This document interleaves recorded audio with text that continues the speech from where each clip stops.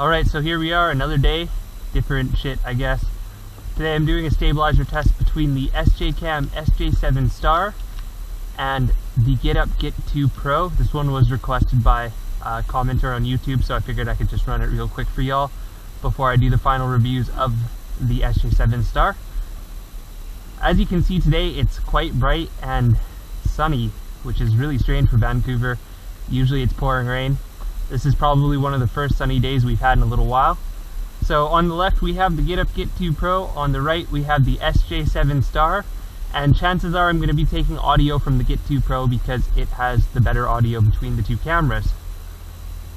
I've also got a third camera, which is just a generic with a Sony sensor and a Novatech processor in it that doesn't have the stabilization turned on, so you can see what the difference between stabilization on and off is. So without further ado, let us begin. I know that this is a particularly hard situation for the cameras to balance in, so I'm curious to see what they'll do, because there's bright sun pretty much head on. We'll see which one is better.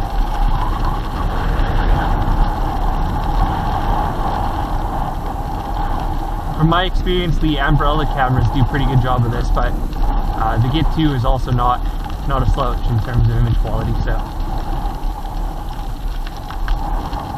we'll see. We will see. I don't know if you're still going to be able to hear me, but for sake of the argument, both cameras are running at 1080p 60, since that is the highest resolution that the SJCam can do with stabilizer.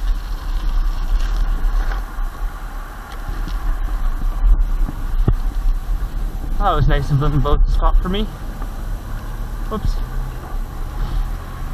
Okay, part 2.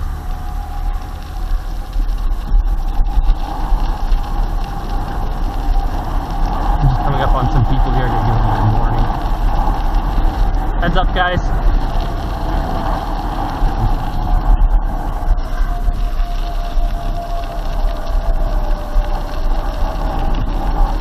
You can probably see at this point that the handlebar mount I have on the generic camera is not very good compared to the other two handlebar mounts.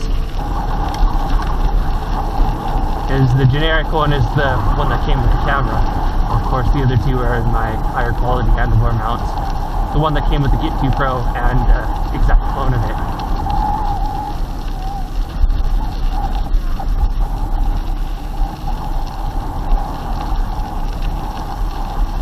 Alrighty.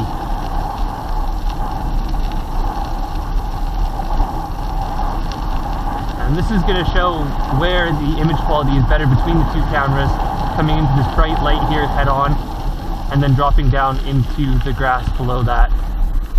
We'll see which ones do better. This is also the biggest test of the stabilizer, I think, with this ruckus down here. Also really muddy.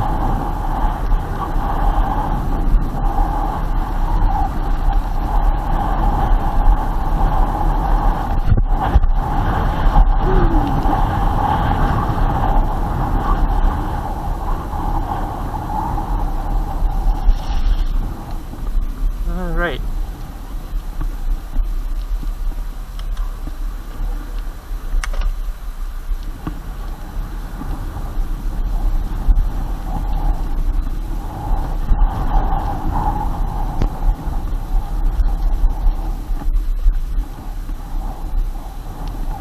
You can see that the generic camera keeps toppling to the side because the handlebar mount just doesn't tighten enough for it. Again, the reason why I don't use the cheaper handlebar mounts when I'm doing the tests for real.